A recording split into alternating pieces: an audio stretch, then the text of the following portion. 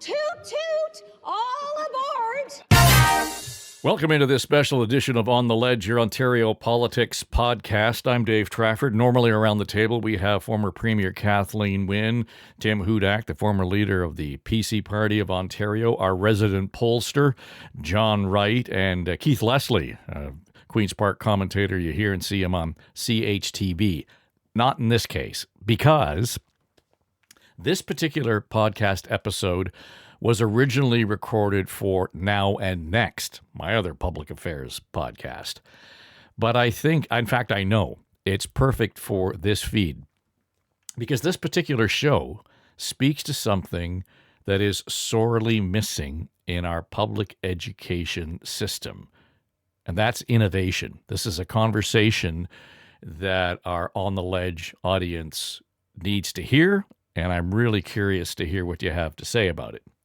Also, if you've got educators or school kids in your life, and who doesn't, this will be 45 minutes well spent. In this episode, I sit down with Dr. Cinde Lock.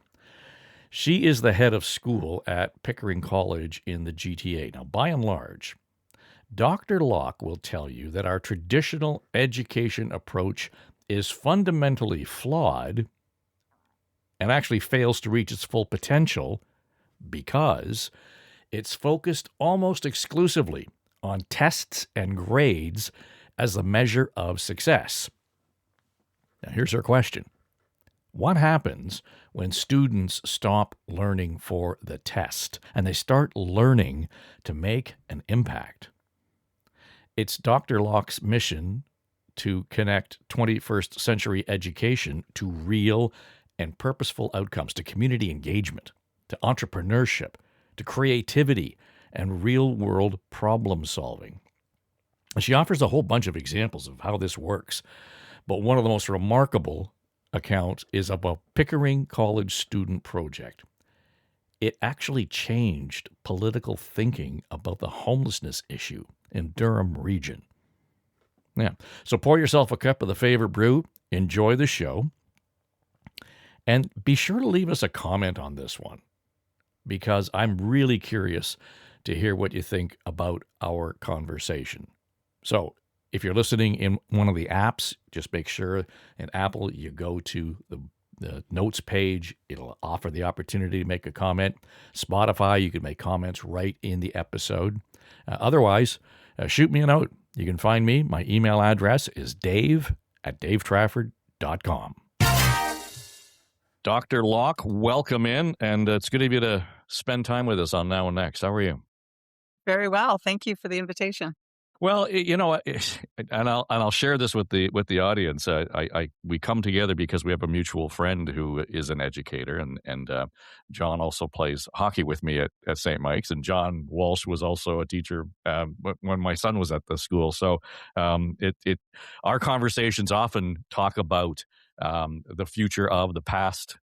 We sit in the locker room at St. Mike's College School at the rink there, and we talk about the importance of that school and the connection that we had to it, the connection my son has to it, and so on. And we talk about it in a way that has little or nothing to do with academics. There's a lot there that has more to do with the character it built, the excitement it grew, the way we turned interests into passions.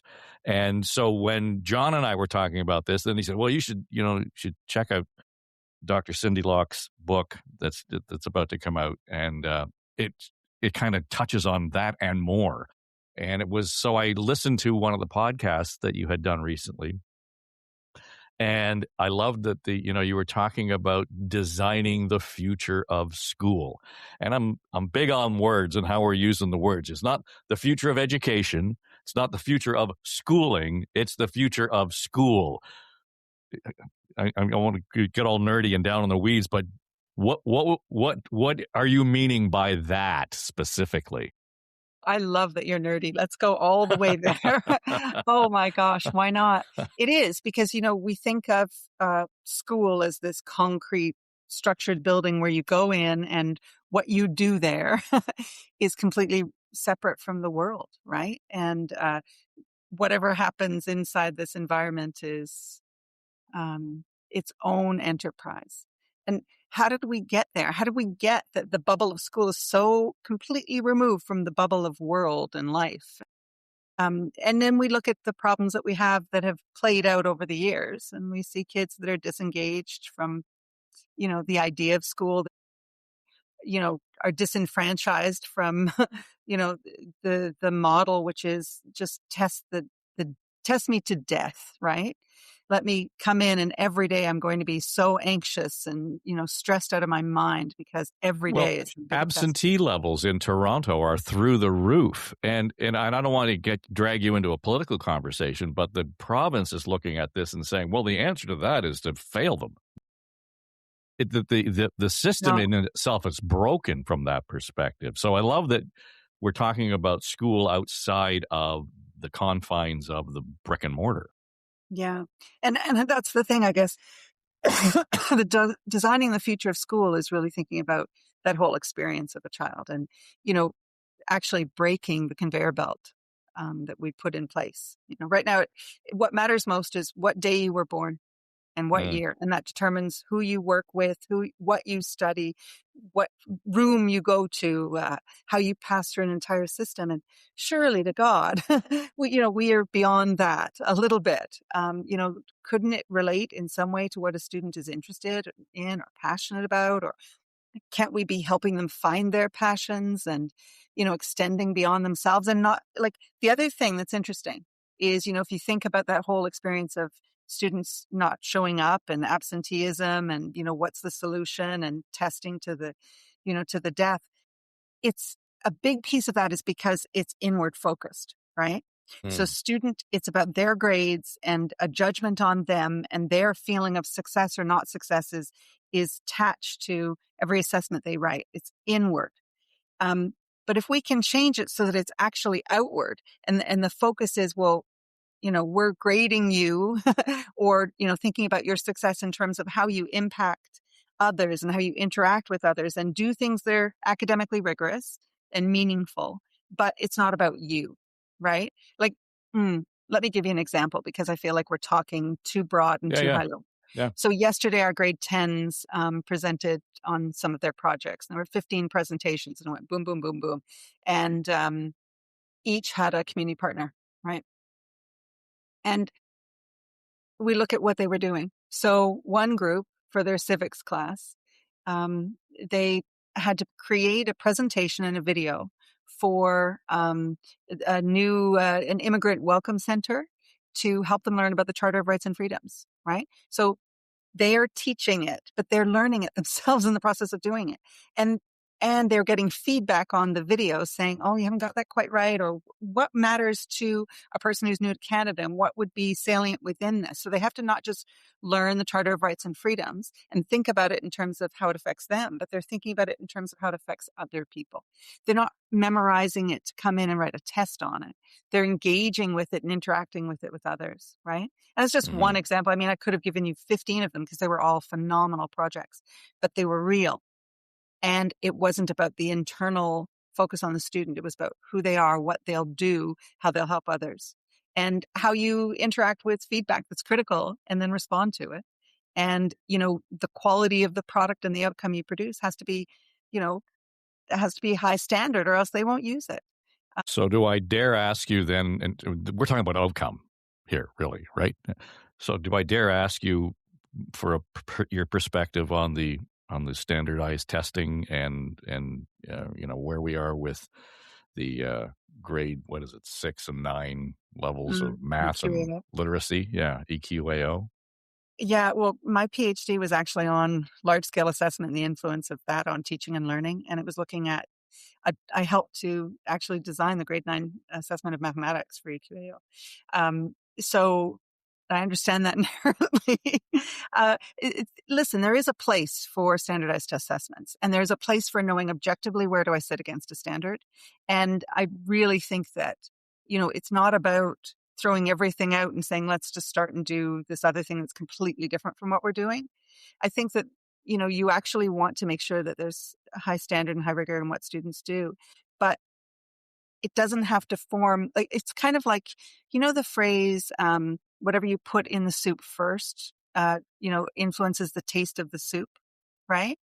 Well, if what we're Mhm. putting in the soup first is the testing and the stress and the feeling like I don't have a hopeful future and it's all on me and I'm just going to be coming in to be judged every day, that's the flavor of that soup, right?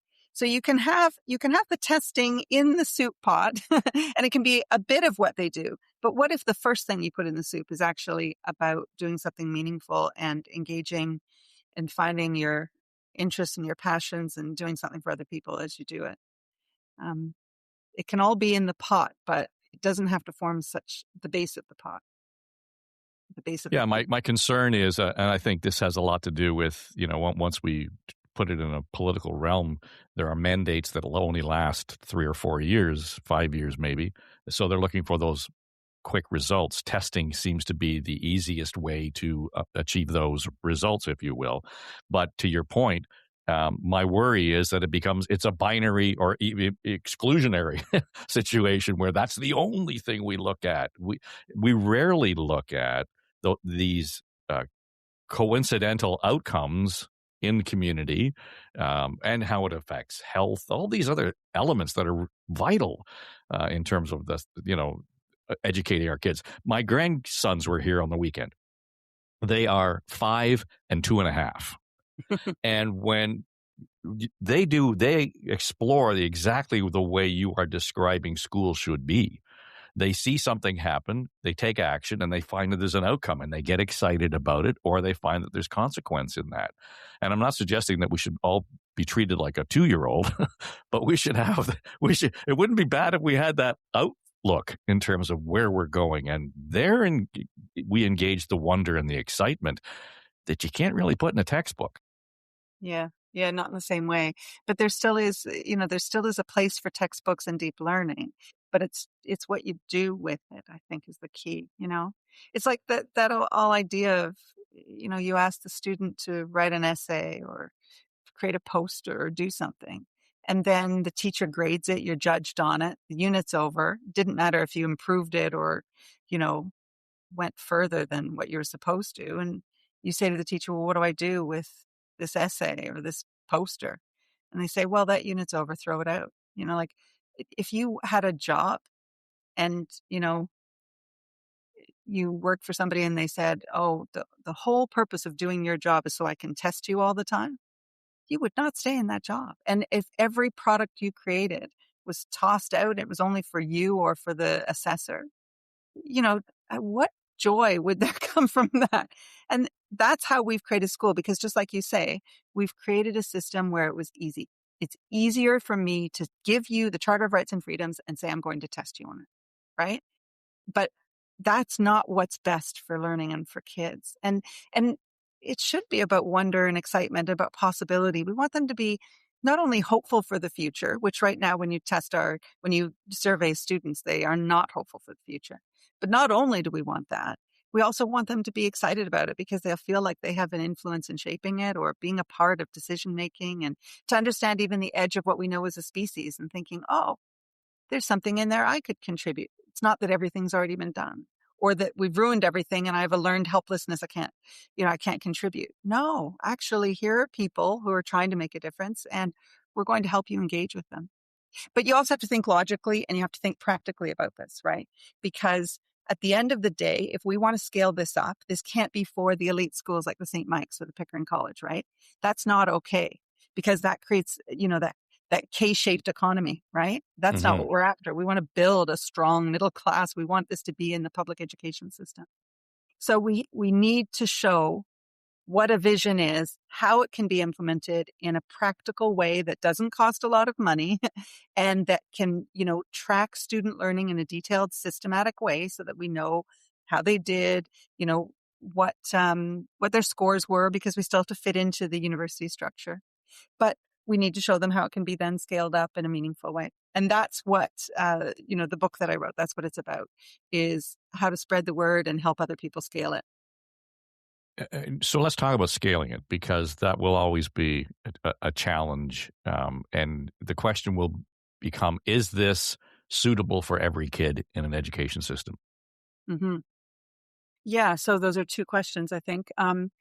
So think about let's go from a systems perspective, because when we look at, the real value of AI in our world, it's actually about changing our systems and how we work, how we work and think in a systems way. So say that you are in charge of your curriculum, okay? You're the student and you're in the driver's seat, okay? You go in to school, right? And you go into your learning platform. We're going to call it your landscape of learning, okay? And you can see all of the courses you're taking that year, and you can see every curriculum expectation for the course. And you can click on it and it can show it to you in different wording, and it can, help you unpack it, whatever. And you say, I want to learn in a traditional way, and I want to do this unit, this micro credit, and this exam, and I want to show that I'm meeting these 3 expectations through that. Sure. Type in, I'm going to do this. The teacher can authenticate it and say, yeah, these are the 3 curricular pieces that are in progress for you. And this is where you've said that you're going to learn that and in what context. And, at the end of it, we can upload your evidence that you did whatever assignment or presentation or test. There's a practical, traditional way of schooling, and there it is. And I can do that. But say I want to choose from a menu of projects that the school provides. And I want to pick one that is of interest to me. So I'm going to drop down and pick this one. And I'm going to say, oh, what can I do within that? Oh, all right. I can, this is a company and an organization that needs a new website. And I'm going to learn about social advocacy and the work of the organization. And I'm going to help them build the new website. And I'll learn these tech skills, and I'll learn this piece about presenting to an audience, writing text for persuasion, whatever it is, right? And then all the curricular pieces are there, and I'll say, yeah, I'm going to do this, this, and this. And then maybe I'm not even sure which ones I will do and won't do. So I can type in my little piece of the project I want to do, and the AI will help me to link to the curriculum and say, oh, this could relate to this or this expectation. Oh, yeah, I'll do that. Get sent to the teachers for the courses they teach, right? So the English teacher will get the persuasive writing and the speech maybe, and the tech teacher might get the design and HTML or whatever I'm going to do with the coding with the website, whatever it is, right? And then they say, yeah, we're going to mark you that you're in progress on that. And you go and you do the project, and there were teachers assigned to work with me on that project, and other students maybe of different ages that were working on the project with me at the same time. We go and we do it. I have to provide evidence that I've learned it. The people I work with in the community have to type in and give testimonials and feedback on my learning in the learning systems. The teacher sees all of that as well. The teacher can talk to me and interact with me for any level of evidence that they feel that I need to, show more to prove that I've learned that curricular line. And then at some point, the teacher will mark off, yes, you met that curriculum, or you exceeded it, in the actual curriculum itself, and you got a minor, or you showed impact with your work through that curricular line and you got a major. And now I chose that piece. The school offered it to me. It was offered in, packages that I pick up, or I could do something outside of school myself and put that in and have it be authenticated. I can take Royal Conservatory of Music up to level grade 8 and, show evidence of that. And then, do I really need to be in my grade 7 music theory class doing the same curriculum I've already learned? Or can I extend in other areas of the curriculum because I've already learned that? Anyway, I just gave you like a whole idea of, a tech system that interacts with the student, and the student can see dials of how many curricular expectations are left in each course and where they're at and what their grade is live at any time. It builds a whole portfolio to show engaged interaction. And I can be as traditional as I want. I can write a book report if I want to. I can write a test if I want to, or I can, engage in other areas, in other ways that relate to who I am, how I learn best, my interaction engagement with the world. And all through there, each grade, I need to show at least one major and one minor as well, so that I'm really pushing myself beyond the curriculum in a way that I want, that's interesting to me. So now you're restructuring school, right? Just so I understand that, then when you talk about a one major, one minor, I mean, it sounds as if I have a huge part in defining what that is. It's not something that is, you must hit these 10 points to achieve the major or the minor. Am I hearing that right? Yeah, absolutely. You can Right. pick in what area you want to major, which means you're showing impact in some way in the world with something you're doing in partnership with someone outside of the school, and a minor, which is it might be theoretical and you just extend the curriculum in whatever way was of interest to you because you wanted to go down that rabbit hole of learning. And when you say extend the curriculum, how to what extent then does that become organic? That is to say, based on my minor, how likely is it that the curriculum all of a sudden becomes aware of what I'm doing? Oh, we can also do this because of the work that Cinde did. Yeah. Well, that's where the system is interactive, right? With the teacher guiding and mentoring and providing those ideas and examples to the student, and also providing menus of projects for them to pick from. But it can also be where the AI, suggests things. So the AI is not involved in the testing or assessment or evaluation of the student. It's in generating ideas to think, oh, did you know you're doing this project? Maybe you could show this piece of curriculum in it. Do you want to do that to extend that project? Um, Again, back to capacity, and I can see one way that the biggest hurdle is this would be and this is understating it, a significant culture change in how we approach education, how we approach school, how we approach students, curriculum development, teaching. The role of the teacher. Fundamentally Exactly. I different. mean, and well, how we educate the teacher. It was just a different level of education to become a teacher then, no? Yeah, absolutely. And frightening when you think about it because, we've been so ingrained in the system that we have. But you're at a cracking point, right? The system we have right now is not working, and AI makes the idea of the traditional role of a teacher kind of ridiculous. Like, is the teacher the sole arbiter of knowledge in that room? Are they the disseminator of information? No. They should be the one inspiring the kids, engaging them in real critical thought and actual problem solving that's real. It's a different role. Yeah. So again, where do you start here? Because there are a lot of fuses you're going to have to light to ignite this whole Yeah. idea. I think it depends on, where you're at as a school and, how experiential you already are, that you believe in, John Dewey's approach to, engaging kids and doing real things. Um, I think that you can start wherever feels comfortable. And that's what I kind of outline in the book. You can start by just creating some projects. And, maybe it's one a year that a child will experience, and you just kind of test that and see, well, how does that work? And how can I create mentors and partners? And how can I build MOUs for working with organizations and businesses? And, how do I get comfortable with that at all?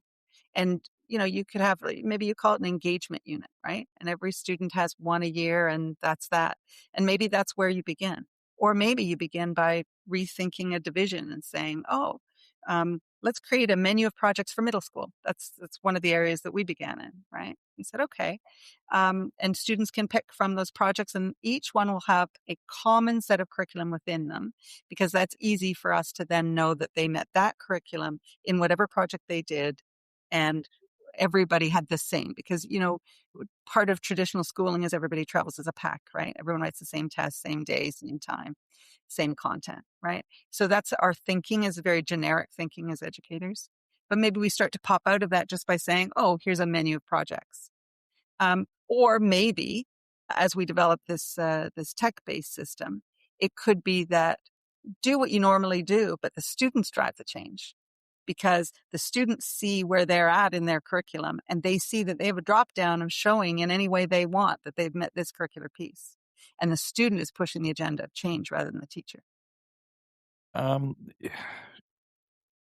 when I listen to this conversation and to your point that we got to break the system to create a new system or the system's already broken, that is, we still kind of think of education in terms of, in many respects, 20th, 19th century models.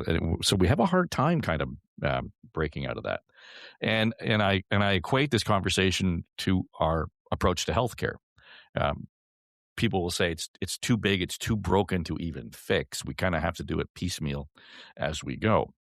We seem to be hesitant to look at best practices, whether it's private sector, whether it's private schools, whether it's, outside the box thinking. We seem hesitant to sort of look at those best practices and say, what can we learn in the public system that will benefit us from that?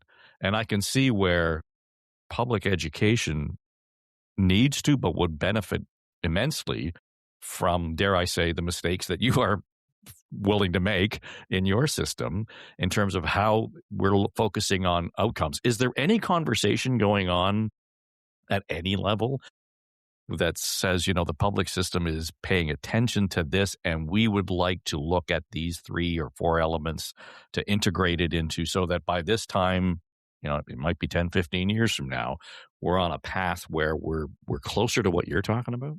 Mm-hmm. That's why I'm in an independent school, because I believe strongly in public systems of education. And I believe that it's too hard to change if you're from within the system. So what you have to do is show, make your errors, test the system, see what scales, see where the costs is, see where the resources are, needed, and, teacher development, all of that. Figure that out in a small system that's nimble and that has a strong resource base, and parents that want the extra and what's possible for their child. If we can figure that out, then, and show how it can be scaled, it's much more likely that it'll be copied starting in pieces. It won't be copied en masse, but it'll start in pieces and slowly get integrated into the public system. Now, how do I know? Why do I have faith in that? Because I can see areas that's already happened, right?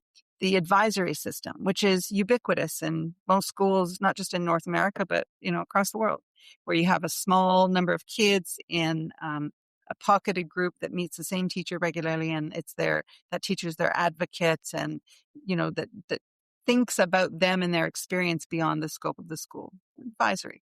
That actually started at Pickering College and then was copied en masse, right? So if we can show, and actually show the impact as well, that, that students are happier, they're more engaged, there's less mental health issues, there's more hope for the future. They're getting into the universities with these high scholarships because they're showing sustained, engaged activity in something that they care about. This is what the universities want more and more, right? In addition to the high grades, which, you need to keep the rigor. But if we can show that, it gets copied. I want you to tell us the story about the homeless solutions that your students came up with, which I thought was a fascinating story. But the other side of this, before we get there, because we're focusing on outcomes and the impact in community beyond impact in the school or for the individual. This sort of focus and emphasis on making sure that you have an education that leads to a job. I bristle at that. On a number of levels, because quite frankly, I studied English literature and Celtic studies, and I ended up in broadcasting. So, and performance. So I'm not sure how any of that helped me, or it may have informed it, but I don't think that my ability to read or Shakespeare had anything to do with what I'm doing today. I don't know. I disagree. Well, I because I loved doing it. I enjoyed it. Sort of gets to my point where I picked it because it really fascinated me, but I didn't my career didn't depend on my understanding of Irish history. Right. So the idea that we need to somehow be focusing on post-secondary education that is going to result in a job. And to me, we say that over and over again as if it's true.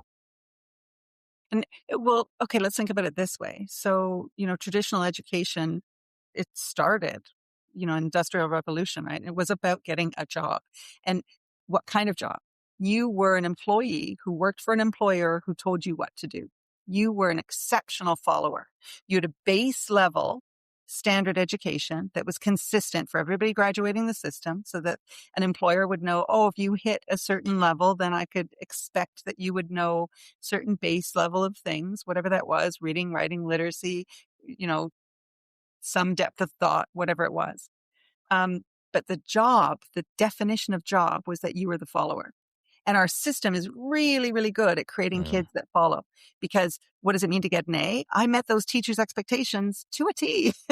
I followed exceptionally well, right? And it's the kids often that are kind of rebelling against the system a little bit that are often the ones that go and be entrepreneurs and business owners and innovators, right? Because they've learned not to follow the system to a T.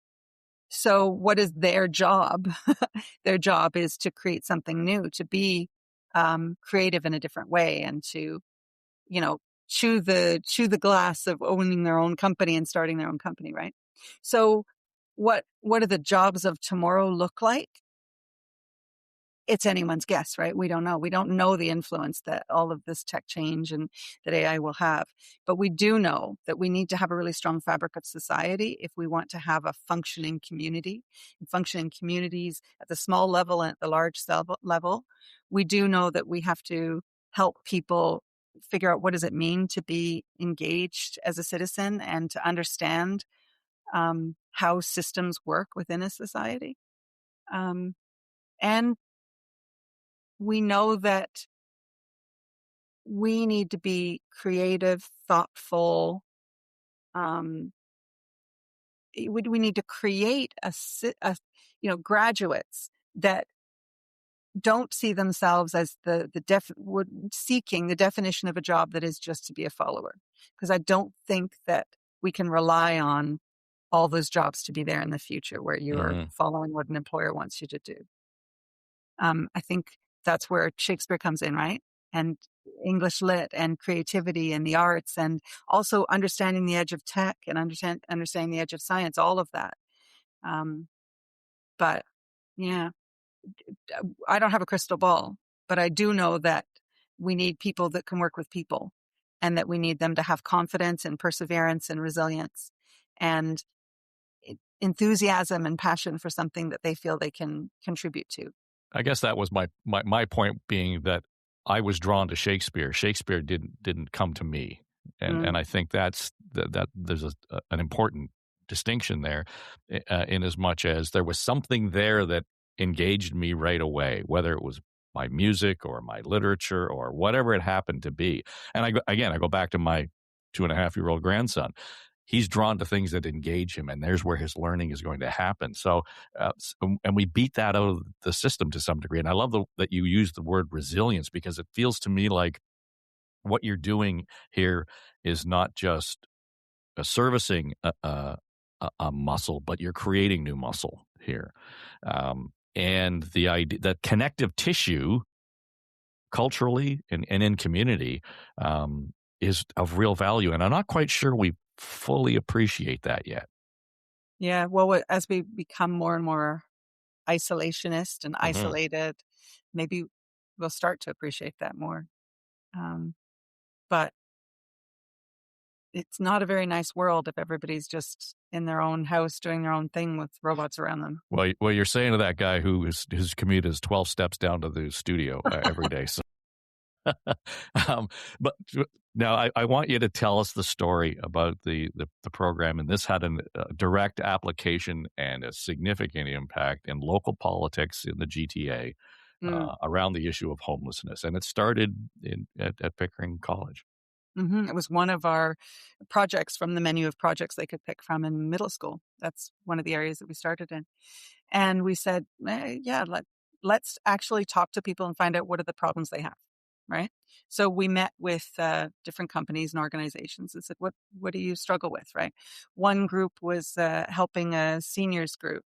And they said after COVID, all the seniors were, not trusting online and not feeling connected. They were lonely and in their homes alone. So we had kids work with them, and they built computer games to say, in these games, you can interact with each other, get to know each other in your own little community.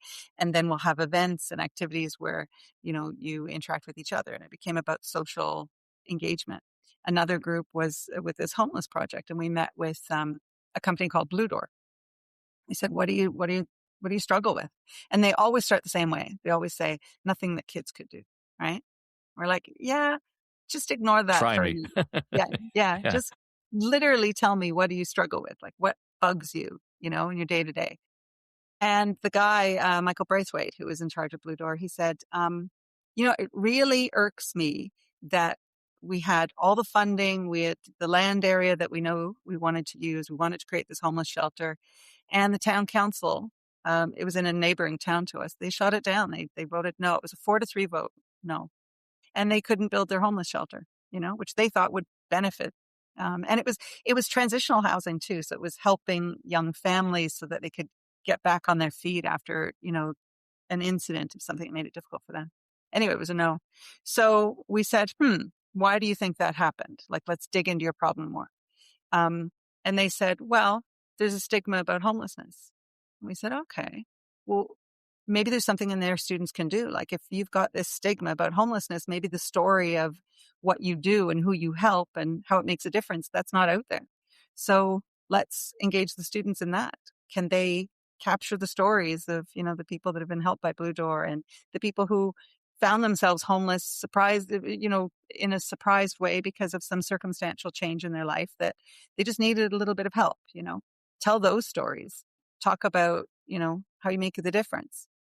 And that's what students did. And they went and they interviewed different organizations that actually are helping with, there was an outreach van that goes through Toronto and helps people with meals and shelter, clothing, whatever. There's 360 Kids for students or children under the age of 18 that find themselves homeless. There was the Blue Door. They looked at all the organizations and looked at what was happening in society. Why was that happening?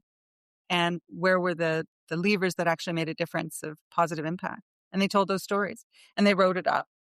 And they said, this is great for you to have as an agency, Blue Door. You can use that and share your story.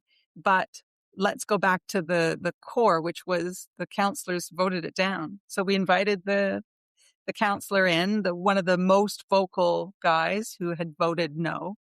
And we said, just come in and meet with us and meet with the kids. And they just want to talk to you about this. And, and he came and they did like an hour and a half together. And the kids presented the book and talked about what they'd learned. And he asked them tons of questions. And at the end of the session, he said, maybe I voted wrong.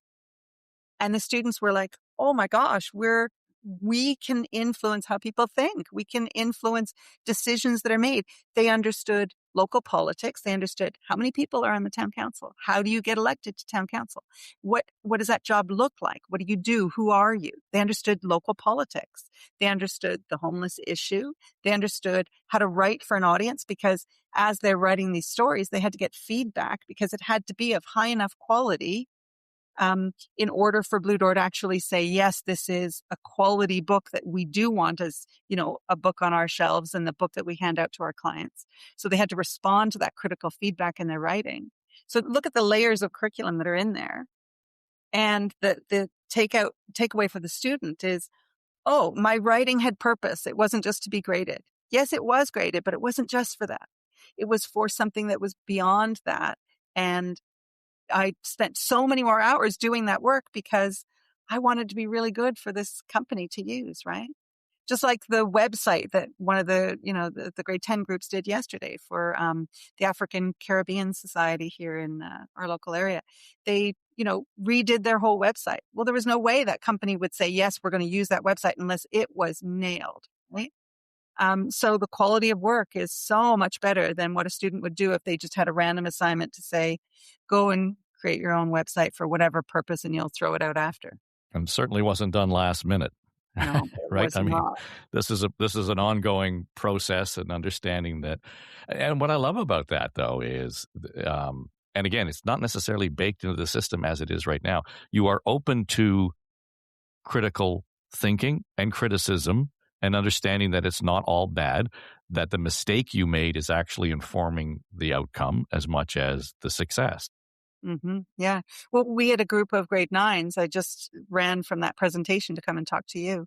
And they started with planting. I think they planted 2,500 seedlings because they were trying to replant in areas where they'd remove this invasive buckthorn um, plant that they were trying to, regenerate the ecosystem and get that going.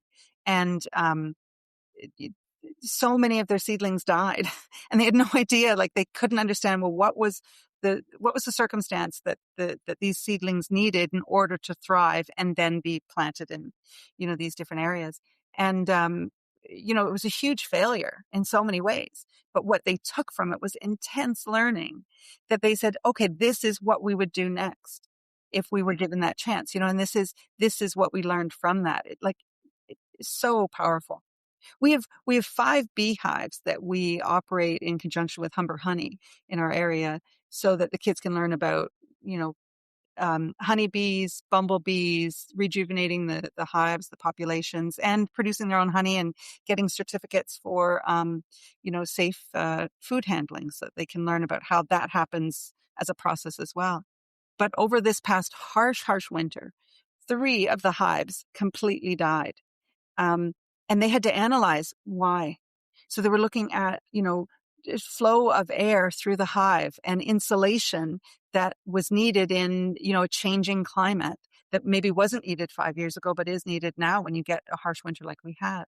And they're understanding, well, what are the pollinators and the pollinating gardens, and how far should they be from the hives, and what variety do they need, and how is that different from what a bumblebee will pollinate, which is much more native species, than a honeybee, because a honeybee is a smaller body, less furry.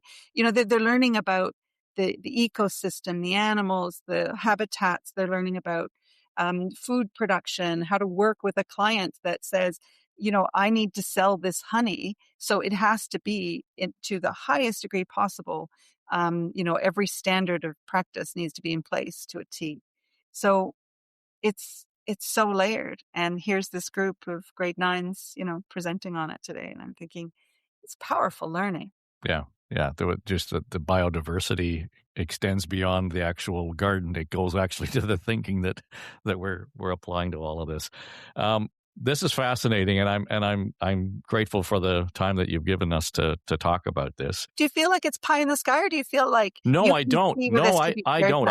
I actually think that this is one of those things where there's a certain level of courage to be able to, first of all, say this stuff out loud, apply it, and then to be able to say it's not elite. It's not an elite form of education. It's not a form of education for elite students. This is for all, and that's why I said something that you can bring to the table for every kid. And as I listen to you, I'm certain that it has no bearing on my social status, my economic status. We will all learn and benefit from the same way by taking this approach. And I would only say then that, if the folks that in the school boards and the education department at Queen's Park are listening, we need to kind of open our brains and minds to this possibility. And I think sometimes we just close it because it's easy. And on the other hand, I think it's a little scary for some people. And I'm sure you're encountering that. Mm-hmm. Yeah, it's scary for some of the teachers too, especially because they don't know what good work looks like. Right. Good work but they weren't taught. The teacher, not on the student, on the teacher. How do I know I'll be successful as a professional? Yeah. Well, it's funny. It's sort of a related issue, but we do some work with the IWK Foundation in Halifax, and they support the work at the IWK Hospital, which is primarily pediatric and maternal care and women's health by extension. And what they're finding out is that the system in and of itself is so contrary to the health and well-being of women. Our healthcare system is just, it doesn't serve women. And why? Because the education of our doctors and our researchers is all based on research done on men. Yeah. Yeah. Period. And it's one of these things that's, whoa, why didn't we know this before? And it's not a difficult thing to embrace. It's not a difficult thing to understand. But once you say it out loud, it would appear to be okay, there's no reason we should not be going down this path. And I think what you're expressing here is sort of leading the journey on that in terms of where we go. And I'm assuming you're not the only champion in the room on this. No, the number of people that are coming to us and wanting to be a part of this. It's incredible. And we're running an institute for teachers this summer to, train up other teachers from other schools as well so that they can start to implement some of these things. Because the book, here it is here. So it is very philosophical because it talks about a vision and what that looks like, in broad terms, but it also has very practical elements at the back of it so that teachers can actually, download, here's checklists, spreadsheets, flow charts. Here's a way to think about how you engage with, different people in the community, because it works for business. It works for NGOs, charities, seniors who are in their homes, who want to volunteer or mentor. It works like anybody who wants to be engaged. Yeah. Anyway, it's called Connections, Academics, and Purpose, Designing the Future of School. And you can get it through Amazon, Indigo, Barnes & Nobles, online, easy. You can also go to my website, which is www.cindelock.com. And, you can learn all about it and see tons of podcasts and articles and different things about what we're doing and what the vision is. And you can also purchase your copy through the website as well. Well, congratulations and good on you having the courage. And as you told me before you came on, you had the opportunity to work with your daughter. I know a thing or two about that, doing what I do. So there's real benefit in that. Dr. Lock, thank you for this. It was a pleasure. Oh, an absolute pleasure on my part too. Thank you so much.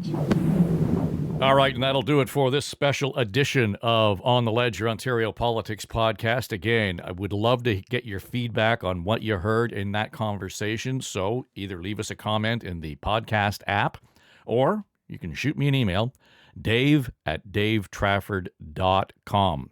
Thanks for listening. This is On the Ledge, your Ontario Politics podcast. Pay no attention to that man behind the curtain.